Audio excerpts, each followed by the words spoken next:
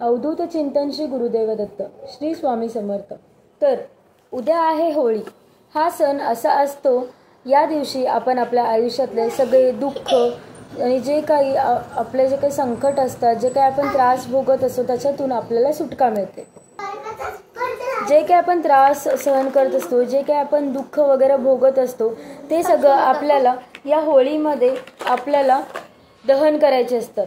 म्हणजे सगळ्याची आपल्याला होळी करायची असते। म्हणजेच काय, या सगळ्या गोष्टीत असं होतं, पैसा येतो आणि तेवढ्याच प्रमाणात पैसा जातो। म्हणजेच काय, यायचं मार्ग एक आणि जायचे मार्ग 100 असतात। त्याचबरोबर आपण आर्थिक कष्टही खूप करत असतो, पण त्या कष्टाचं यश आपल्याला मिळत नाही। तसंच काय, जर तुम्ही एखादा बिझनेस टाकला किंवा खूप तुम्ही प्रयत्न करत आहात, पण त्यात तुम्ही सक्सेस होत नाहीये, अजून तुमच्याकडे जे इन्कम सोर्स चालू आहे ते एकदमच घटत चाललं आहे। थोडक्यात काय, आर्थिक अडचण, फायनान्शियल प्रॉब्लेम ही खूप मोठी समस्या चालू आहे। आता तुम्हाला तर माहितीच असेल, बेरोजगारी देखील खूप वाढत चालली आहे। आपण प्रामाणिकपणे कष्ट करतो, त्याचा मोबदला आपल्याला मिळत नाही। म्हणजे पाहिजे तसं आपल्याला मोबदला मिळत नाही। असं जर तुमच्या बाबतीत घडत असेल तर उद्याचा उपाय तुम्ही नक्की करा। सगळ्यात महत्त्वाचं, ज्यांच्या घरात सुखसमृद्धी व आयु आरोग्य नांदत आहे त्यांनीही ही सेवा अवश्य करावी, कारण हा उपाय वर्षातून फक्त एकदाच केला जातो। आता उपाय काय आहे ते मी तुम्हाला सांगते, ठीक आहे। होळीच्या दिवशी सकाळी लवकर उठायचं आणि आपलं उंबरठा स्वच्छ धुवून, स्वच्छ पुसून त्या उंबरठ्यावर हळदीचं लेपन लावायचं आहे। तुम्हाला माहिती होळी हा पण एक सण आहे। सणाच्या दिवशी आपण हळदीचं लेपन करतो उंबरठ्याला, तर तुम्हाला हळदीचं लेपन करायचं आहे। आणि त्याच्यावर आता उंबरठा कोणताही असेल तरी चालेल, जरी तुम्ही रेंटच्या घरात जरी राहत असेल तरी पण तुम्ही हा उपाय केला तरीही चालेल। उंबरठ्यावर पहिल्यांदा हळदीचं लेपन लावा आणि हळदीचं लेपन लावल्यानंतर वरून तुम्हाला थोडंसं गुलाल टाकायचं आहे। तुम्हाला गुलालचं लेपन करायचं नाहीये, तुम्हाला गुलाल थोडंसं टाकायचं आहे। तुम्हाला दिवा लावायचा आहे। कणकेचा दिवा उत्तम, पण कणकेचा दिवा लावणं शक्य होत नसेल तर तुम्ही आपली साधी पंथी देखील तुम्ही घेऊ शकता। आपण हळदीचं लेपन करतो, उंबरठ्यावर गुलाल टाकायचा आहे। तसंच त्यानंतर लेपन करायचं नाही आपल्याला। मी तुम्हाला आत्ता सांगितलं की तुम्हाला लेपन करायचं नाहीये, त्याच्यावर फक्त हळदीच्या लेपनावर फक्त थोडंसं तुम्हाला गुलाल टाकायचं आहे। आता जर मी घरातून बाहेर पडले तर माझं डावं हात, मी घरातून बाहेर पडताना माझं डावं हात आणि मी घरात प्रवेश करताना माझं उजवं हात। तुम्हाला कळालंच असेल मला काय बोलायचं आहे। मी घरातून बाहेर पडताना माझं डावं हात आणि मी घरातून आत प्रवेश करताना माझं उजवं हात, त्या साईडला तुम्हाला ही पंथी जी काही मी आता सांगणार आहे पुढं काय करायचं काय नाही, ते तुम्हाला त्या साईडला प्रज्वलित करायचं आहे। आता दिवा कसा लावायचा ते मी तुम्हाला सांगते। तुम्ही कणकेचा दिवा किंवा पंथीचा दिवा घेतला तरी चालेल। द्विमुखी दिवा तुम्हाला लावायचा आहे। थोडक्यात काय, 2 दिशेने दिवा पेटला पाहिजे। द्विमुखी म्हणजे 2 दिशेने, तुम्हाला माहीतच असणार आहे, महिलांना या गोष्टी माहिती असतात की द्विदिशा म्हणजेच काय, द्विमुखी दिवा म्हणजे कसं लावायचं। द्विमुखी म्हणजेच काय, एखादं तुम्हाला 2 वात घ्यायचे, 2 वात एकत्र मिळवून पूर्ण असं एकत्र आपण करतो, म्हणजे एकामध्ये आपण 2 वाती लावतो एकत्र करून, ते असं लावायचं आणि तो एकदम मोठा करायचा, जेणेकरून मी तुम्हाला एक दाखवते। हे बघा, हा मी दिवा घेतलाय, दिसतंय तुम्हाला, हा मी दिवा घेतलाय आणि ही वात अशी ठेवायची तुम्हाला मधोमध, दिसतंय तुम्हाला, हे बघा।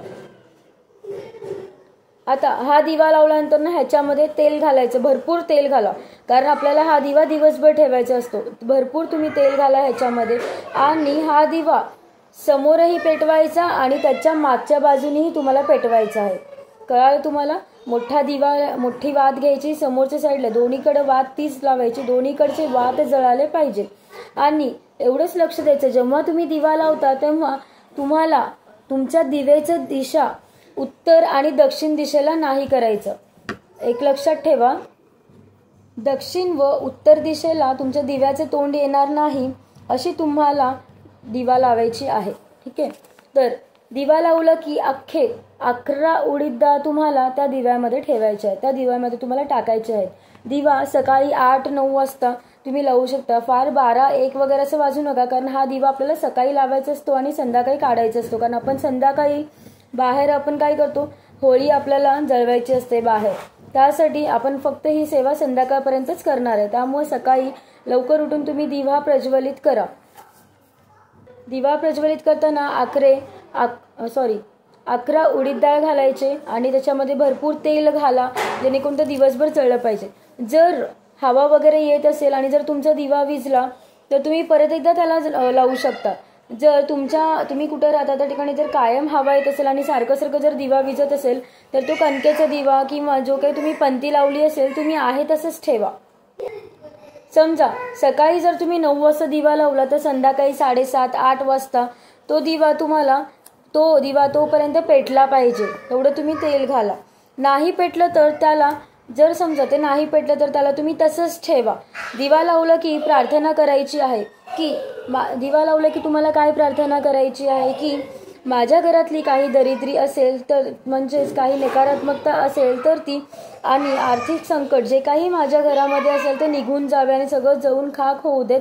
ज्याच्याशी मी सामना करीत आहे, जे काही मला प्रॉब्लेम्स आहेत ते सगळं दूर व्हावेत अशी तुम्हाला प्रार्थना करायची आहे दिव्यासमोर थांबून. थोडक्यात माझे संकट कमी होऊ देत अशी तुम्हाला प्रार्थना करायची आहे आणि माझ्या घरात जी लक्ष्मी आहे ती अखंड राहू देत.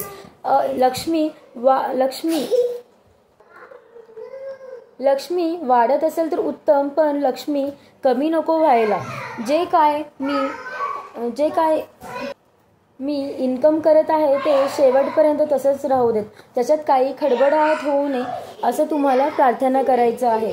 तुम्ही बघत असाल काही लोकांचे पगार खूप कमी असतं पण ते किती सुखी असतात, खाऊन पिऊन खूप मस्त असतात, खाऊन पिऊन इतके मस्त असतात, सुखात असतात. आपण इतके पैसे कमवतो पण आपलं काय होतं, मंथ एंडला काही ना काही प्रॉब्लेम होतो. असं खूप जणांसोबत घडत असणार आहे. हा उपाय तुम्ही ज्यांच्यासोबत हे सगळं काही घडत असेल तर हा उपाय तुम्ही आवर्जून करा. आता जो दिवा तुम्ही पेटवला आहे संध्याकाळच्या वेळेला त्यात काही काळे मिरे त्याच्यातले जे काही काळे तीळ मी तुम्हाला सांगितले होते ते काळे तीळ आणि जे काही राहिलेलं तेल असेल त्या दिव्यातली जी वात असेल आणि दिवा हे सगळं उचलायचं आणि ते होळीमध्ये तुम्हाला दहन करायचं आहे. होळीचे जे अग्नी पेटवतात त्यावेळेला तुम्हाला हे सगळं दहन करायचं आहे. बस एवढंच तुम्हाला करायचं आहे. मागच्या वर्षी बऱ्याच महिलांनी हा उपाय केला होता पण त्यांना याची खूप प्रचिती मिळाली आहे. तर त्याच मनाने यावर्षी पण जास्तीत जास्त महिलांनी हा उपाय करावा हीच माझी नम्र विनंती आहे. कारण हा दिवा लावायचा वर्षातून एकदाच चान्स मिळतो. हा दिवा लावायचा सगळ्यांना कळत आहे मी काय बोलते. हा दिवा लावायचा चान्स फक्त वर्षातून एकदाच येतो. मग हा दिवा तुम्ही पक्का लावा आणि जे काही असं खूप चांगलं वाटतं हे केल्यानंतर तुमच्या घरातली दरिद्री, तुमच्या घरात जी काही किरकिरी असेल, जे काही तुम्हाला आर्थिक संकट येतात, तुमच्या घरात लक्ष्मी नांदेल आणि अलक्ष्मी घरातून निघून जाईल. तुम्ही जेव्हा वात वगैरे हे सगळं मी तुम्हाला बोलले की हे सगळं उचलून तुम्ही जेव्हा आपण होळिकेमध्ये त्याला दहन करतो तेव्हा देखील तुम्हाला प्रार्थना करायची आहे आणि तुम्हाला म्हणायचं की माझ्या घरातली आर्थिक स्थिती म्हणजेच परिस्थिती चांगली होऊ देत, अखंड लक्ष्मी माझ्या घरात नांदू देत, हीच त्यांना प्रार्थना करायची आहे. जी व्यक्ती प्रामाणिकपणे कष्ट करत असतो, खरं सांगू का, ज्या घरात भले देवाची सेवा कमी करू देत पण ज्या घरात स्त्रियांचा आदर केला जातो, सन्मान केला जातो, म्हणजेच नवरा आपल्या बायकोला किंमत देतो, त्याचा खूप आदर करतो. तुम्हाला माहीत असेल नवऱ्याचं शुक्र बलवान होण्याचं कारण म्हणजे फक्त बायको आहे. फक्त बायकोमुळंच नवऱ्याचं जे शुक्र असतं ते बलवान होतं. का? ज्या घरातली लक्ष्मी खळखळून हसते आणि स्वतःही आनंदी राहते. आनंदी राहणे म्हणजेच काय, फक्त साडी दिलं, गिफ्ट दिलं म्हणजे आनंदी होते असं नाही. जेव्हा आपण मनातून, जेव्हा घरातले सगळे आपल्याला हे बघा, आपल्या आता बायकोला साडी दिलं काय, हे दिलं काय, त्याच्याने तर ते आनंदी होतेच. पण ते आनंद वेगळं. म्हणजे घरातले जर सगळे जर तुम्हाला मान सन्मान देत असेल, जर तुम्हाला इज्जतीत ठेवत असेल आपल्या घरातल्या स्त्रीला, आपल्या लक्ष्मीला, तर जेव्हा ती खळखळून असते तेव्हा ते जे आतून आनंदी असते, त्यामुळं नवऱ्याचं आपलं जे शुक्र असतं ते बलवान होतं. आणि जर शुक्र आपल्या नवऱ्याचा जर बलवान झाला तर आपल्या घरात पैसाच पैसा, संपत्तीच संपत्ती. म्हणूनच तुमच्या घरातली लक्ष्मी, तुमची मुलगी, आई, बहीण जोपर्यंत आनंदी असतात तोपर्यंतच घरात कुठलीही बाधा तुम्हाला येत नाही, कुठलीही बाधा घरात येत नाही, अलक्ष्मीता घरात नांदत नाही. फक्त बायकोला शिवी देणे, तिला मारपीट करणे किंवा वाईट बोलणे, तर अशा वेळेस शुक्र इतका कमकुवत होतो की माता लक्ष्मी त्या घरी कधीच वास करत नाही.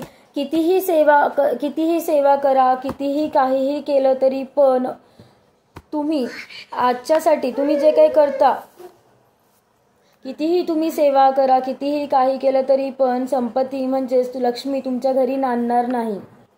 तर आजच्यासाठी फक्त इतकंच. व्हिडिओ जर तुम्हाला आवडला असेल तर प्लीज प्लीज प्लीज लाईक करा, शेअर करा आणि सबस्क्राईब करा. भेटूया पुढच्या व्हिडिओमध्ये. श्री स्वामी समर्थ.